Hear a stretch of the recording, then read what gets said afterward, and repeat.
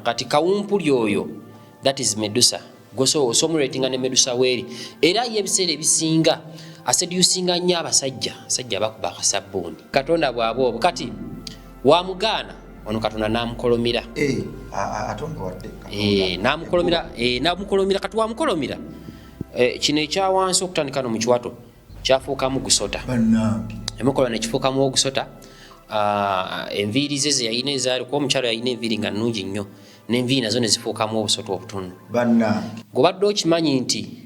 tegirumba bakyala oba baami batali balungi batasikiriza nga omuntu nako tosikirizibwa yanalotako nga kuba kyali kineezingidde kiti nze nga ntudde wali naye nga wekindeetera amagi aye ebiseera ebyo nali njagala nnyo okulya amagi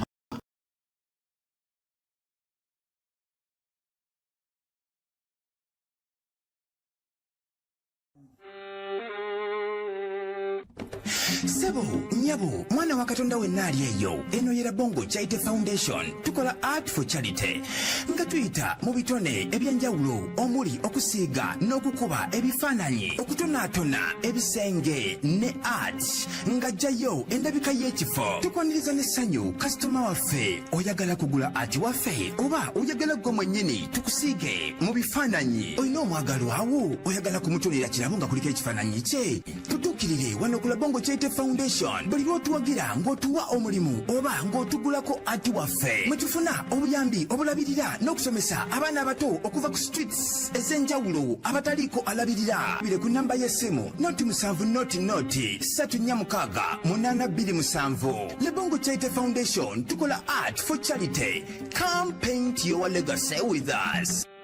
Katkonjulire Salimwa Poultry and Mixed Farm abakugoboka mukulunda okutuukaganya n'omutindo nga bano bakuguka mukulunda enkoko enganda n'enzungu omuli ez'amagi n'ennyama ziyite broilers obumyu amakovu ebyennyanja embuzi enkofu ssekkoko mmenye kindekeke ate nga byonna bibalunda simuliimu ddagala zzungu lyonna balina n'obukoko obw'olunaku oba one day chicks n'obw'omwezi oba 1 month chicks kw'ossa n'okutunda n'okusuubuza amagi ag'enkoko enzungu n'enganda nga bino byonna tebiri mu ddagala zzungu lyonna kati gwe omusuubuzi n'omuguzi ssekinnoomu bakubire oba obasange ewakiso Kasengejje Road Salimwa Poultry and Mixed Farm. Let's live organic.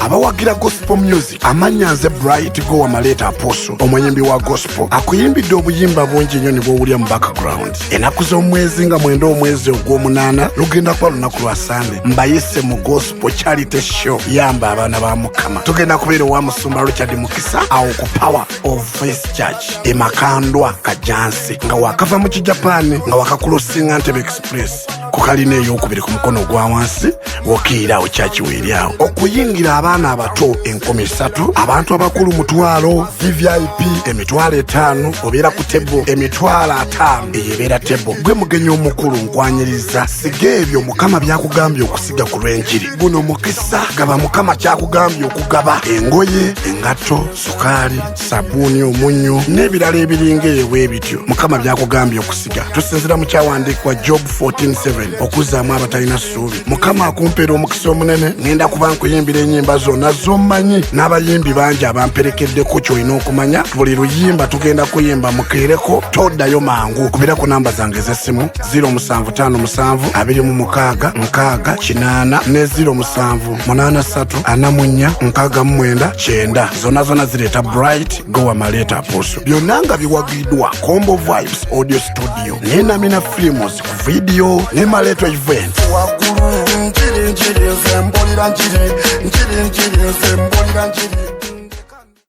Ku MRLive kwe tuli amanya bampita Rima Sam oba metanikirwa Bongo weewaawo tukomyewo n'olwaleero Mukama mulungi atuwadde obulamu wadde nga kusaidi ya muganda waffe Niko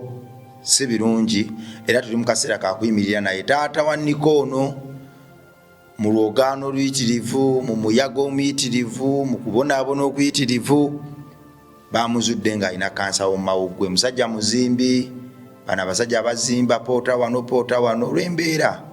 nze nzikiriza nti buli mulimu gwa bbeeyi era ekyomuwendo ekiri mu eyo embeera yonna nti yakkiriza n'atandika okukola era yakkiriza n'ategeera nti omukisa guli mu ngalo ze, naye byazze bubi ate kansa kamusabula amawuggwe. Kale gwe twataddewo akabbo gwagamba nti Niko n'atuweereza, gwagamba nti nno emboozi za Niko zinkoledde zimbikudde omwoyo mulokole munnaffe. Gwagamba nti Niko bw'ayogedde ku sitaani nnyongedde okumubuuka ne mukuba. Akabbo kano sika bunafu, naye nze nganze yakajjanjaba abakulwadde ba kansa ababiri manyi kyekitegeeza. Najjanjaba wano senga naye nga buli kifaananyi kyensiiga senga sente bwe nzimuweereze mulago. Buli kifaananyi naye nga wiiki ntunda ebifaananyi 2 nga senga buli kanaku yeetaaga $20. Kyokka nga buli kifaananyi kyensiiga wiiki ebifaananyi 2 byentunda $300, $25 naye nga buli kanaku senga yeetaaga $20. So gwe mwana wa Katonda tulaga ekisa. Niko no yeetaaga okumulaga nti yongera oweereze, yeetaaga okuyimirira naye. Mukwano gwaffe waliwo yatusindikirayo $1,600 n'angamba tomwogera tonjogera naye nze mpadde Niko n'abalala. Kyensuubira nti tunagenda okutuuka enkya nga abantu bategedde omulanga gwe tuliko. Niko tumuyambe kuba taata we gw'alina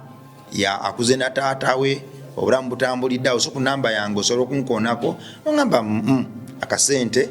kano kagene mu nsawo ya Niko, tujja keyanza era Mukama ajja kuwa omukisa. Kale Niko jebaleko sebo obulamu bugamba ki? Obulamu si bubi, kusaidi yange si bubi,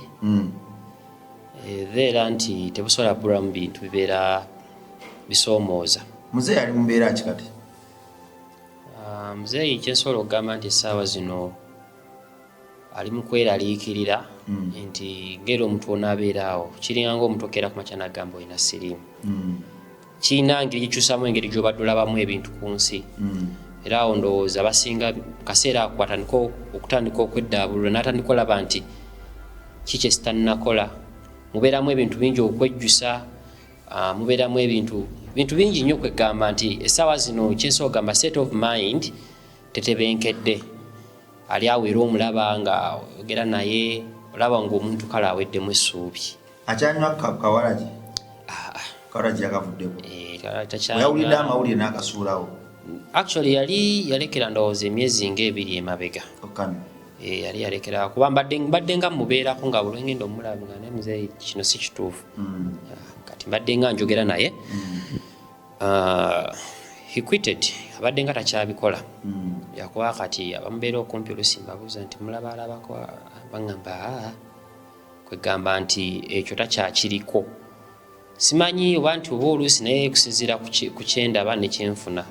kindaga nti ekyo yakwitinga. Waali gwe wamupangisizaawo? Nze yamupangisizaawo. Ali awo Katooke. Ali awo Katooke saidi ze yonge wamala. Nawaali awo namupangisizaawo. Bulamu butambula bwe buti. Yanze nzikiriza nti buli muweereza alya ku ministry ye. Kasita atanyaga, kasita ataba mulabbayi, era kasita aba omwesigwa. Katonda agabirira abantu nga bayita mu ministry yaabwe, mu ministry zaabwe. Niko nze nkulabamu amagezi mangi nnyo nti nze saagala nakukoma kunyumya naawe emboozi. Kyova twakola eri emboozi ya Deep Insight nkuleke weetaayi naawe nkuwe show weetaayi. Kaakati nze nzikiriza nti already ministry gy'oli mu kukola okusomesa abantu ku mwoyo, okuddamu ebibuuzo byabwe, okubabikkula n'okubaggyako entiisa. Nzikiriza nti Niko obuweereza buno butwalire ddala mu maaso eno ministry. So abantu bonna abanyumirwa emboozi yo bakuyambeko kyakisa. Obanga gw'olieyo ng'onyumirwa emboozi za Niko akaseera kaalimu kazibu, nze nagambye nti bwe naatundayo ekifaananyi 1, 2, 3 nze nga bulijjo mbadde nkikola nja kugyako ekimu kyange eky'ekkumi nkiteeke mu nsawo ya Niko.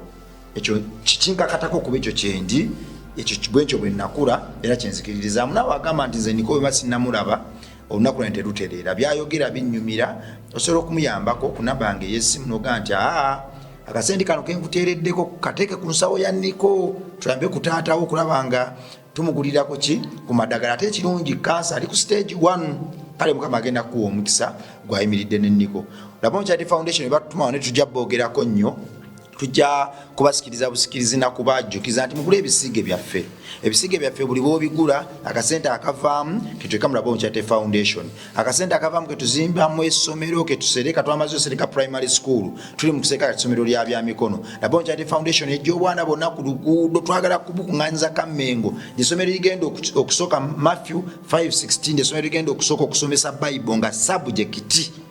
So gwe mwana Katonda tuwe ku bifaananyi tukusiige tukusiganga bwoli tukuleko wudu waffe tukuleko furniture bino ebitebetebe eby'omu hotero ebimeza by'omu hotero tukuwe ebifaananyi by'omu hotero by'omu nnyumba mulokole ebifaananyi obigula wa oyagala nsuwa menye kindeke ki tusupportinge akasente akavaawo ketugenda okukozesa okumaliriza essomero kwaffe tetwajja sabiriza abazungu tetwajja kubawandiikira amabaluwa kulomba twajja kulaga nti n'oyo omwana wo ku luguudo banyoma asobola okufuka omugaso ng'ayita mu kukola ate naye ne yeebeezaawo. Kale nno yongera otuguleko furniture waffe emmeeza ezo zolaba eziyitaawo ebisige byolaba ebiyitaawo n'entebe zolaba eziyitaawo. Akasente ako katuyambire ddala okubuulira enjiri n'okuyamba ku baana abato nga banniko okubavumbula n'okuba w'amaanyi yebasaana kubanga platform eno MR Live mukyalaba abantu bangi nnyo nga banniko ensi bwe yali yaboora bwe yali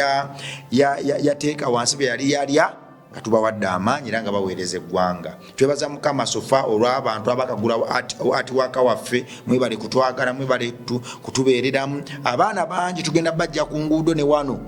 ministry yaffe wano waliwo baliida katugenda kuzzaawo era foundation tuddemu tuleete abaana wano. Twali tusazeewo babeere Kamengo naye nze nkiwulira muli nti Katonda yatuwa omukisa mu kyalo ne mu kibuga twagala tubeere Rabongo Charity Foundation mu kibuga tuteke ne branch e Kamengo tuba tuteeseza bubi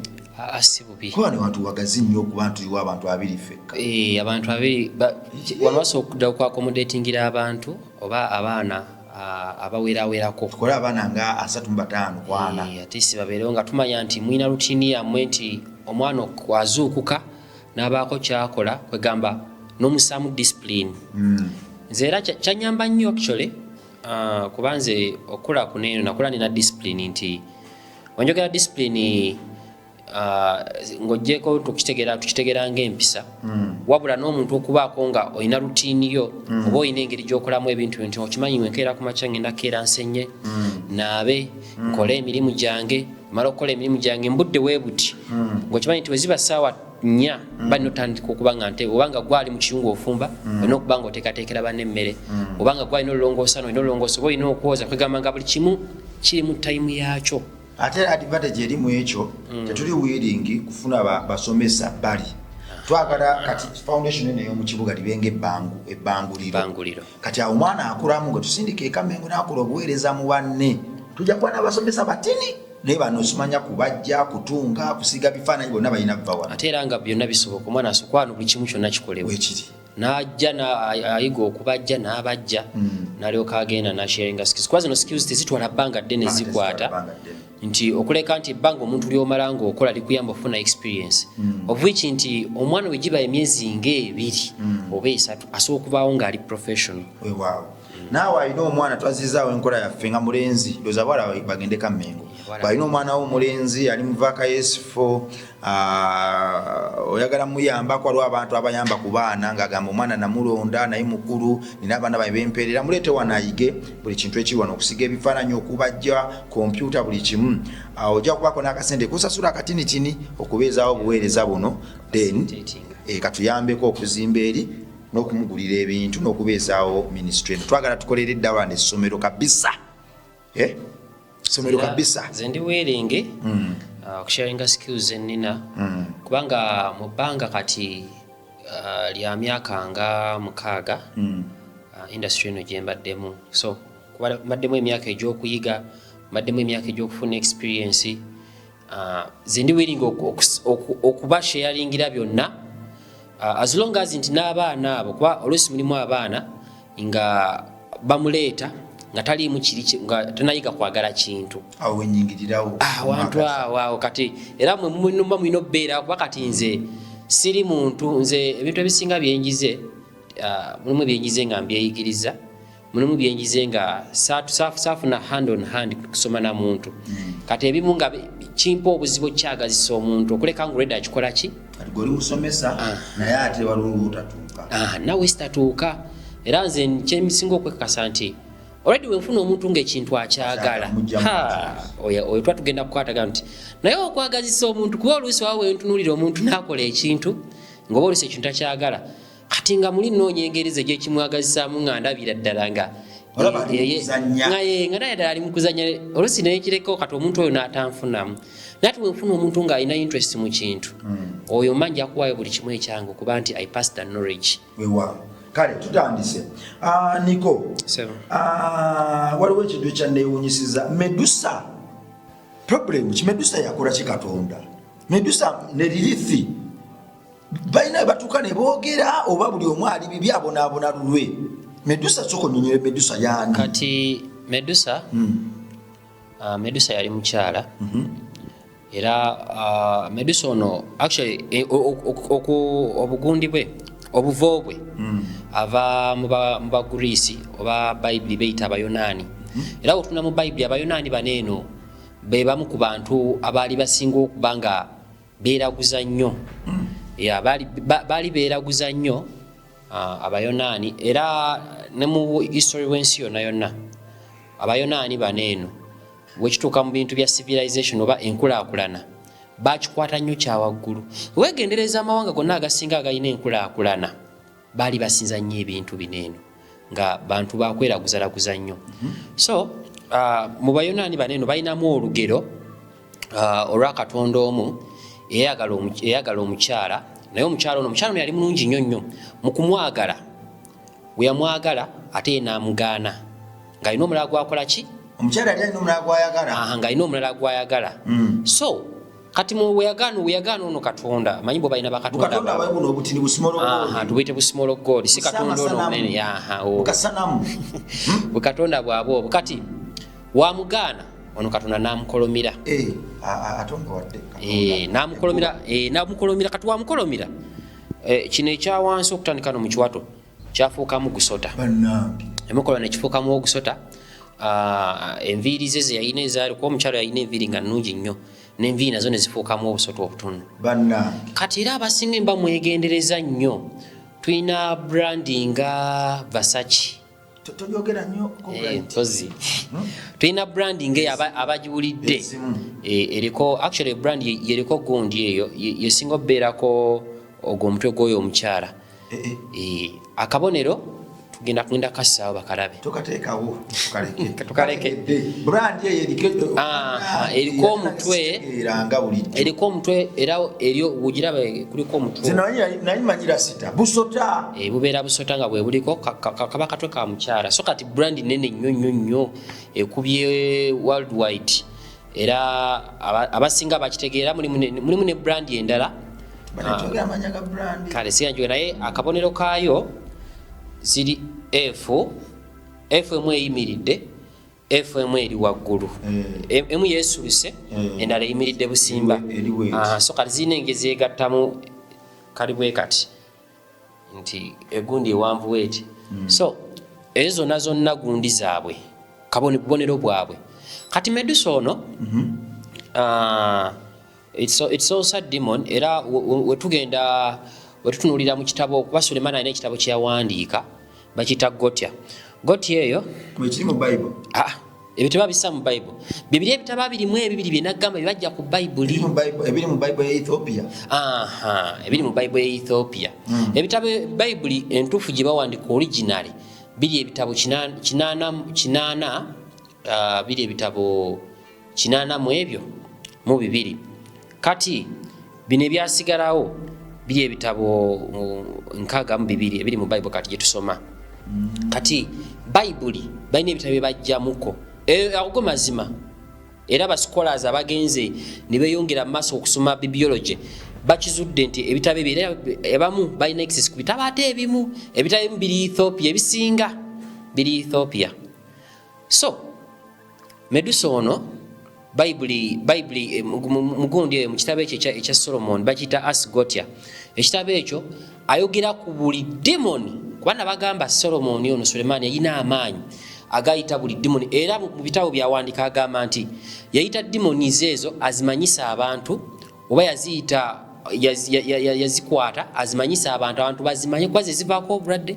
zivaako obwavu zivaako buli kimu amagezi biki bino ebintu bina byera bituconstructinze byebizinfluencinga kati mu kitabo kyekyo alina wayogererako oyo Medusa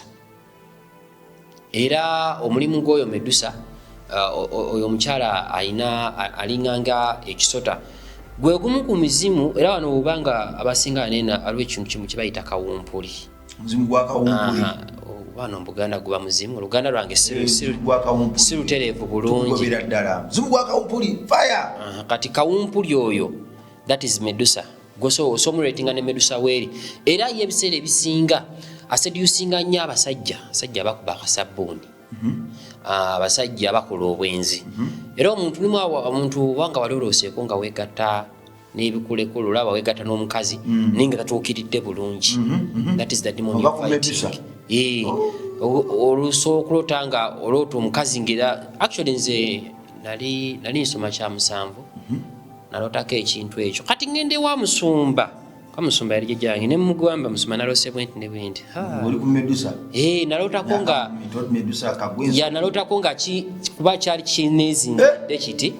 nze nga ntudde wali naye nga wekindeetera amagi aye ebiseera ebyo nali njagala nnyo okulya amagi gaali manene nga size esukka ku ggi ly'enkoko n'ey'embaata nga ddeneko lisukkako awo ulyanga nsujju ngaye nga ndaba kigakubakuba kiŋŋamba lyako kati nga welikikira kati wenjaga oteako omunnyo ŋŋamba tolya amagi nga galiko omunnyo gutta ekirungo kati nga kiri awo kineezingiridde so nakirota kati luvannyuma nnyo bino byempiseemu ntandika okukimanya nti kyali kineeno so Medusa oyo aseduusinga nnyo wekituuka ku kintu ky'obwavu manga kintu ky'obukaba akwata nnyo awantu awo ayagalawo nnyo so Medusa afuuka atya omukaba ate nga katonda kali kali kagala omukaba wasa kati kamunyigire kamukuba ne kamukolomya ne kamufuula n'omuzimu katonda nga bweyigiriisa kati bakatonda abo lwaki basobolanga okukola ebintu bino omuntu yenna ali mu foomu y'obuntu buli we wakyalirwanga n'okyalirwa kikatonda ekyo kyekiringa waneeno nti fe okufuna amannya g'abagundi bano abantu bebasamirira simanga Kiwanuka Mukasa Bamweyana amannya ago abantu okugafuna bazaalanga omuntu nti ne bamutuuma Bamweyana oba ne bamutuuma Mukasa but abantu abo tuuka okufuna gundi ezo bikatonda ebyo buli ebyajjanga ne kyerobozza omuntu babyo bisobola okwerobozza omuntu ne bigamba nti kati neerobozza gundi bwe bakwerobozza bikuwa erinnya era ne mu physical being yo okyuka kati oba tokyali kasogga okikkiriza kuba omuntu katonda yali akutonda yakuwa free will olina olukusa olusayisa wakyagamba nti mbu ekisumuluzo ky'obulamu ekituwa kiri mu mikono gyaffe n'atugamba nti munabawo obuyinza okulinnya ku njaba n'emisoto egy'obusaggwa kiba kitegeeza kintu obuyinza yabukola ki yabutuwa kati gw'omuntu gwasala kati gwosalawo n'obondinga nakyo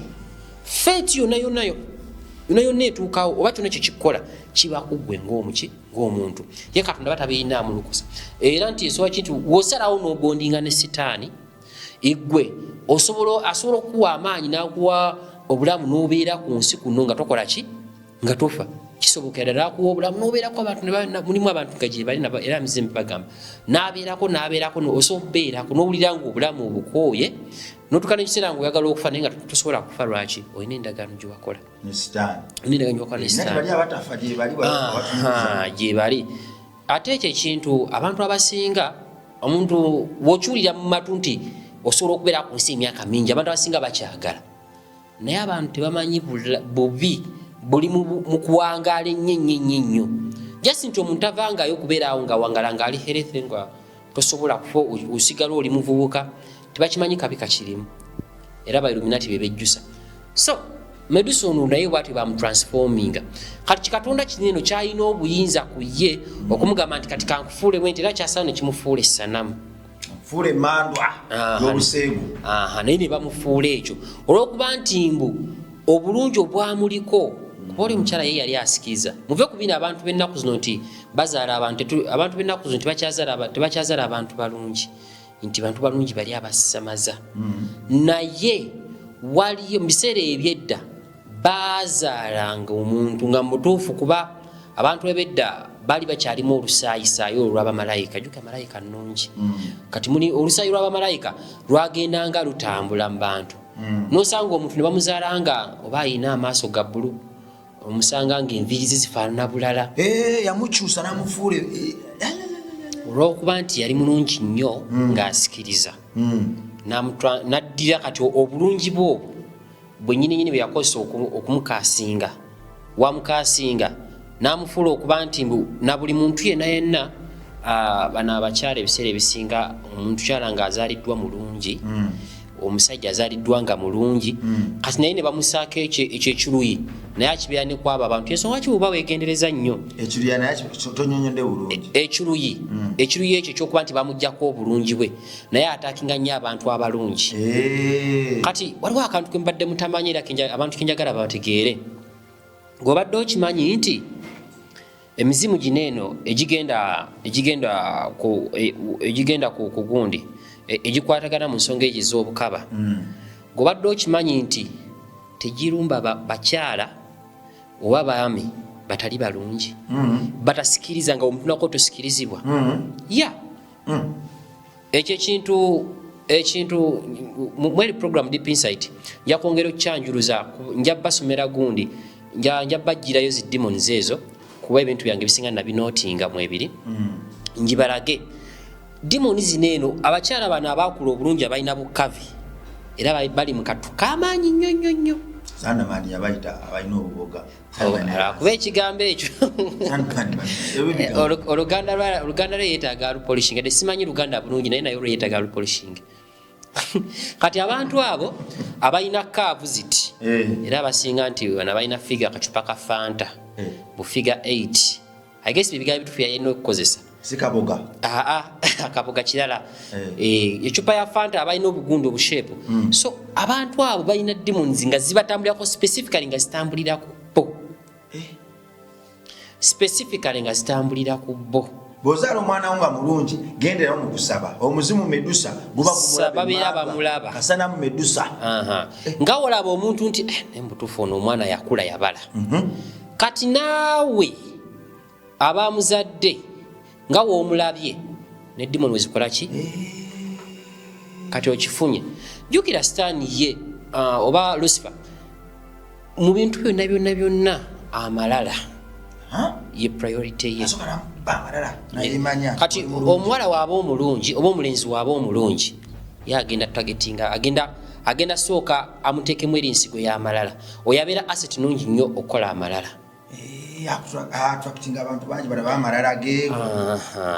so kati abadde balowooza nti mbu maybe sitaani bwe agenda bayi sigambe nti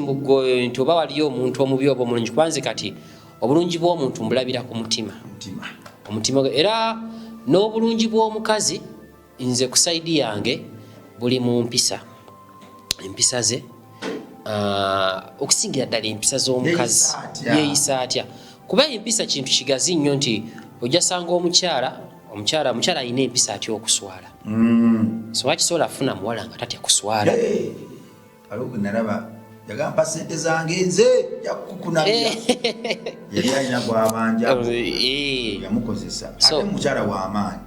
era omukyala obutaswala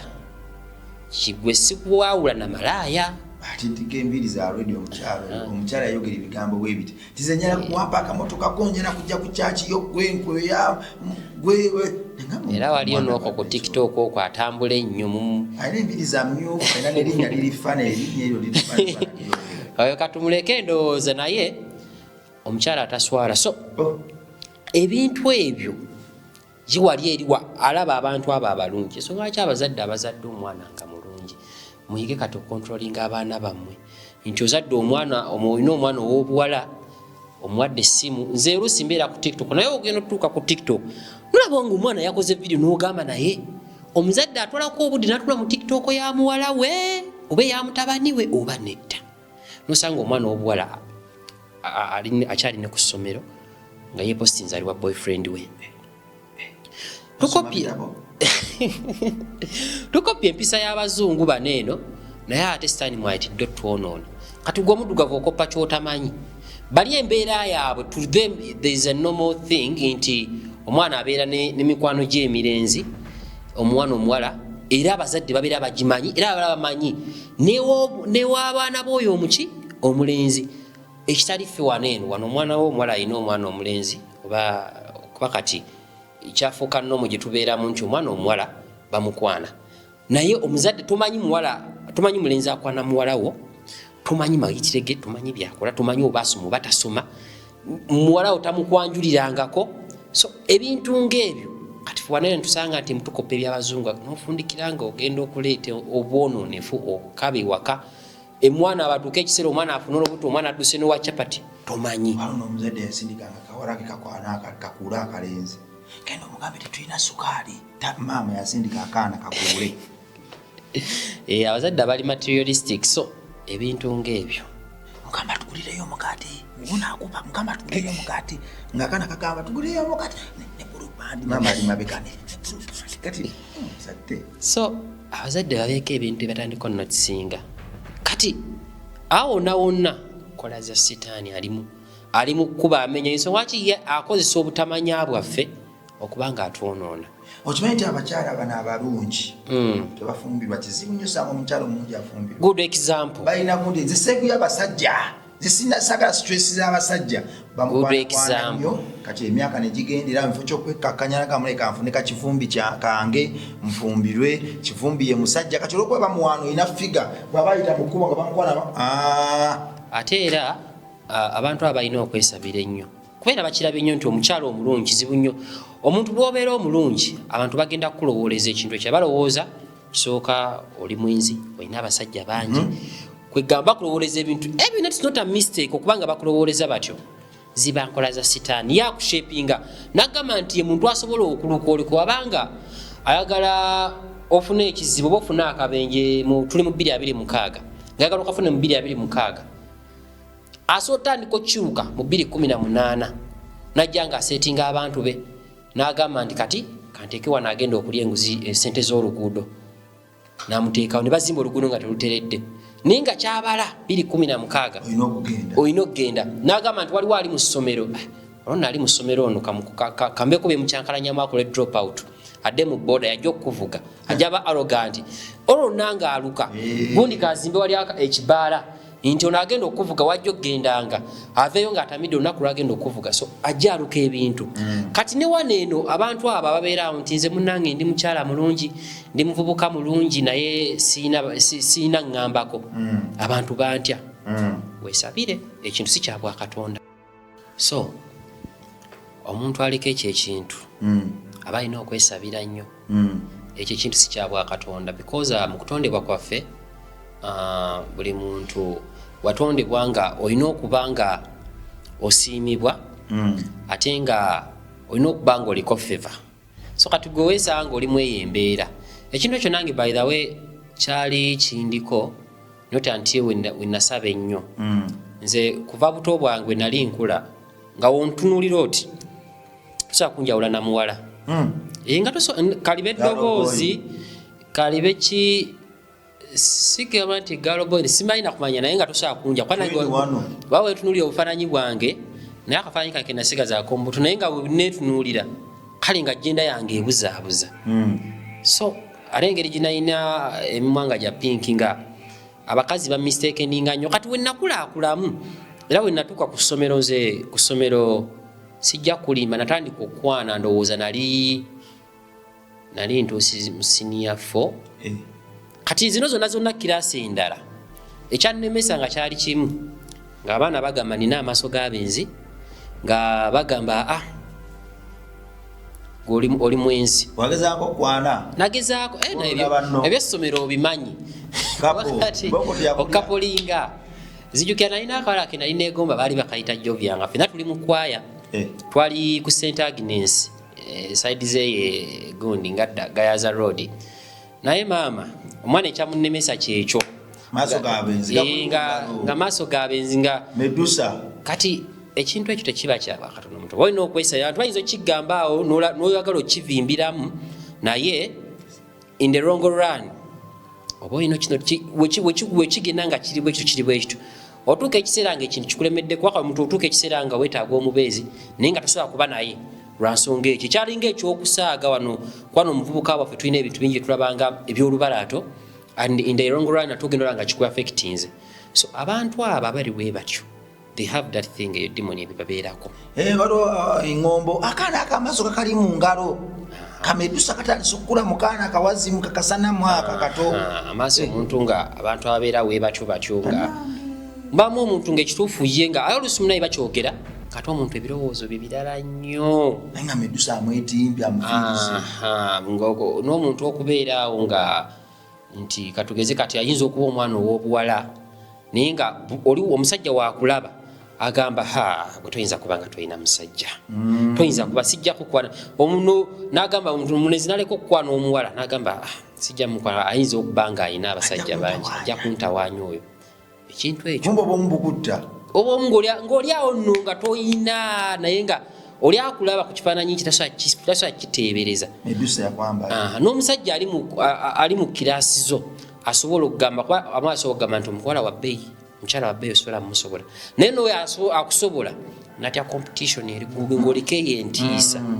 mulimu oluusi kibeera nti mulimu manu kati ng'omuntu nti omuntu ali mu Katonda oyinza okuba nga osaba Katonda newaza abantu abatagenda kungata bagenda okuzija ku kiruubirirwa kyange sinna kituuse naye mulimu ekisukka nga Katonda si yakiramu omuki medusa ayimuse kakati niko Lilith wammando wakasanamu ne medusa bonna bamisota omu Katonda akati nikamukolomira n'afuuka omusota wansi ekikira n'ajjako n'obulasitanga bwa busota bungi omulala wakusinzira ku Beruminati bo bagamba wino tumuyina ono Lilith ye mukyala wa Adamu yasooka okusinzira ku Beruminati bwe batyo bakola okubuzaabuza ensi bagamba nti omukyala wa Adamu yasooka teyali Eva era ebitabo byabwe bakisi balina Bible Beruminati balina Bible yawandiika nabiki Farao ate kati biri ebitabo byabwe bantu si babiwandiika tekiringa nti Bible eno nti people are inspired by the Holy Spirit right era bagaidibwa nga Mwoyo Mutukuvu nedda balibo si beba ebintu bye bawandiika mu gundi yaabwe mu Bible yaabwe si bantu nti oba ndowooza za muntu bakyamutuukako nti experience nti oba bawandiika ku bulamu bw'omuntu gundi nedda byonna ebirimu byogera ku bwakabaka bwa Sitaani magombe boogera ku misambwa gyabwe they are speaking of their glory nga ensi y'ekizikiza boogera ku glory yaabwe era ebitabo ebyo ebimu bagezezaako okuddamu ne babifulumya but babifulumya tebakisaako nti mu Bible ya Sitaani nedda kati waliwo eyo Asgotia kati waliwo kye bayita Wicca Asgotia ekitabo kimbagambeko si kya Sulemaani kyeyawandiika mweyawandiika experience ye gye yafuna kuba Mukama Katonda amala omuwa amagezi kuba ye musajja akyasinza okuba omugezi gwe tukyasinza okumanya wamala omuwa amagezi ago amagezi go gonna na buli kimu kye experiencinga yaddamu n'afuna wakiwandiika era mu bintu ebyo nabagamba nti mu bintu bye yawandiika yayogera ku nsi y'ewansi eyo batya bweri kuba Sulemaani yaweebwa obuyinza nga asobola okufuga weno ku nsi ne wansi eri yateesanga n'ebintu bingi Sulemaani yakola ebintu bingi ebimu mu Bible tebabiteekamu tebiriimu but abasomye bibliology bo bakimanyi era egundi ezo babibagamba kuba ye muntu eyatuukanga naawo n'atuula ati wansi n'atunuulira omuti n'atandika okutegeera omuti guno engeri gye gusikamu amazzi okuva wansi mu ttaka okutuuka ku kikola ekisembayo n'ategeera engeri gye gukolamu engeri gye gubalamu kwegamba Katonda yali yamuwa okumanya n'ensuwa ki bakabaka bangi nnyo beesitulanga okuva mu nsi ez'enjawulo bagende bamukyalire Medusa teyataliza Sulemaani naye kati ate Sulemaani wekituuka ku obwo mu Katonda yalina abakyala bangi n'amaliriza ng'afudde Sulemaani yamaliriza bubi era abasinga bamujja Bayibuli no egambira nti yava ku Katonda we n'agenda bana bakyala byaleetanga n'atandika okusinza nga bakatonda baabwe. Yawasanga ne bukatonda Sulemani bamugambako wayi katonda ka bubiri mukaleete. Sulemani yakola ebintu bingi era mu bintu bingi byakola ng'amaze okuva katonda tebiri mu Bible. Era byebimu ku ebyo ebitabo bye bagamba nti ebyaggyibwa mu ki? Sulemani yewagulako n'ava ne katonda. Sulemani yewagula n'ava katonda. Yewagula n'ava katonda kate era yaleka azimbidde ne bakatonda abalala ebyoto. Sulemani yabamba lwalwasa. Simanyi naye yaleka yazimba amasabo Sulemani. Yazimba amasabo n'azimba ebyoto bya bakatonda abalala ng'avudde katonda we. Sulemani mu nsi y'omwoyo era mu ba Illuminati oba mu bano ba Masons musajja wankizo nnyo kuba ayina ebintu bye yakola ayina ebintu binnyo bye yavumbula okugeza ng'engeri omuntu wano ow'oku nsi gy'asobola okusinzaamu ebintu ebya wansi ebyo eby'omu nnyanja ebiri emagombe ebiri mu bitundu ebyenjawulo ebiri mu miti emikalu yateekawo engeri omuntu gy'asobola okuyitamu emizimu engeri omuntu gy'osobola okuyitamu omuntu eyafa. Sulemani ebyo byonna ebintu yabiwandiika era mu kubiwandiika n'abireka but olw'okuba nti abantu bali greedy ebintu bino eno we yali abireka era mu tekisiti ze ne bw'aba nga osoma ekitabo kye awandiika agamba nti ebintu bino eno abiwandiise abantu basobole okumanya engeri gye basobola okwewalamu ani naye ate jjukira awali omukka tewabula muki muliro tewabula muliro kati gwoyinza okulaba mulimu abasoma nga basoma kumanya niwabeerawo n'abasoma nga ate anoonya. That's why nti nesoyi zange zino wemba nzikola neegendereza obuta misleading abantu muntu kulya mu byenjogedde ate afunemu nti kino wenkikola bwe nti ne bwe nti sobola okubaako engeri gyenconnectinga n'ensi y'omwoyo kuba abantu abasinga bakyagala nnyo ekyo nconnectinga ntya n'ensi y'omwoyo nti wekiba nti astral projection ngikola ntya bagala nnyo ekyo ekintu kati ye watu yawandiika ebintu ensonga lwaki ebitabo ebyo ebisinga byasigalira mu bakatuliki. Navayo ne mbagamba nti eddiini ey'obukatuliki eyo mugiraba mugyegendereze nnyo. Abakatuliki balina ebintu bingi nnyo byemanyi ku nsi y'omwoyo n'okusinga eddiini yonna endala yali abaddewo ku nsi. Ensonga lwaki abantu abasinga twatuuka ekiseera ne twebuuza ki ekiri e Vatican. Omukka guli ogwa bbulaka n'omweru kitegeeza ki? Abantu abasinga mwatuuka ekiseera ne mukyebuuza ebyo byonna abantu bwe balinga byebuuza ebintu ebisinga bituufu. Nti wotunula emabega kati wano tusoma ku filosofi w'eddiini wotunula emabega eddiini zino eno zaagenda ne zivaawo oluvannyuma lwa Yesu okuba nti ng'amaze okwasendinga agenze azeeyo mu ggulu watandika okuvaayo amadiini ag'enjawulo. Wali amadiini gano agamu bageesigamyanga na ku bantu kati okugeza ng'omutume Pawulo wali abaavaayo ne bakola eddiini nga yeegoberera Pawulo engeri gye lyabuliramu ekigambo. Abamu ne bagamba ffe tujja kugoberera John, abamu ne bagamba ffe tugenda kugoberera Peter. Kati abantu kamoko waliwo abamanyikana omusalaba abalabyeko akabonero k'omusalaba ogwesulise. Ako akabonero ako ene swaki banaye sitaani mulimba bannanga ate abuzaabuza abantu addira ekintu n'akifuula. Waliwo omu ku bagundi ba Katonda ku bagoberezi ba Katonda bagundi ba Kristo gwe bakomerera nga bamusulise wansi. Yali Petero, Saint Peter. Era ne bakatoliki gyali kati mbifaananyi y'abakatoliki bonna olaba ekifaananyi kya Saint Peter original prince ezasooka okufuluma ng'ogyeko zino ze baafulumya ng'omusalaba bagutereezezza original prince balaga ng'omusalaba bagukola ki baguwunzika kubanga yagamba nti temugenda kunkomerera mukama wange nze munkomerere nga munsulise kwe kufuna akabonero ako ak'omuki ak'omusalaba okoze eki kati sitaani avaayo Balluminati bavaayo akabonero ako ng'ate ewaabwe ko kategeeza kirala balaga nti obulokozi babukoze eki afere kati batandise naye ate bali bo mu kusooka ekigendera kyabwe kyali kirala kugulumiza linnya lya Kristo waggulu. Oli yagamba nti temunkomereranga era kwali kusalawo ki ne bakurespectinga nga Pawulo bwe yavaayo n'agamba sigenda kuba na mukyala yenna era ye mugundi mu bikola by'abatume yagamba ekyo yakikola ye nga yeyawulidde Kristo teyakikolera abantu takikakangako bantu kumugoberera muva bolaba bano bayita abadyankoni abaseminaariyo mu ddiini y'obukatuliki nabo besibisa beyawula batyo nedda nkulaga bo beyawula batyo ne basaba bagobere Kristo nga Pawulo yakikola ki tebakikaka muntu gwavaayo n'ogamba nti nze kankikole ki kankikole nsonga kiri bwekyo ate yakukaka okikola n'eddembe eryo era nga Pawulo yewe yakikola teri amusalira musango niwakwate nti bayibuli etugamba nti mugende muzaale mukole ki kulwa Katonda wange kankikole bwe ntyo kakati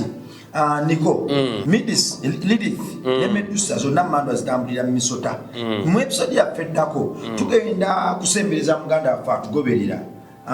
ekintu ekyo Illuminati aliretinga atya ne Medusa ne Lilith yabakozesa atya ate era sibanyonyodde Lilith tunyonyodde Lilith ndoza time etukutte gwe tujja otandikirako ate naye mbanyonyole Lilith yaani Lilith kuba gundi yamanyi nnyo bagisinziriza ddala ewansi Lilith bamusinyo ate level ye osobola era kati wekuvaako kye bayita Baphomet eyo womuvaako awo waddako Lilith hali program etandise wetujagala kati etandise sembera gwe yali eyo munamwoyo sembera agamba nti nze nja kubaboora sijja genda gye bali gyokoma okubaboora gye bakoma okubula bwe mulokole lumbagana amasabo genda mu ghetto genda mu bifo byenyinyala genda mu bifo byebatya twalayo enjiri kubanga sitaani yetabye enyinyala era sitaani tabitya kale sitaani tugenda mu malako eddembe buli kadde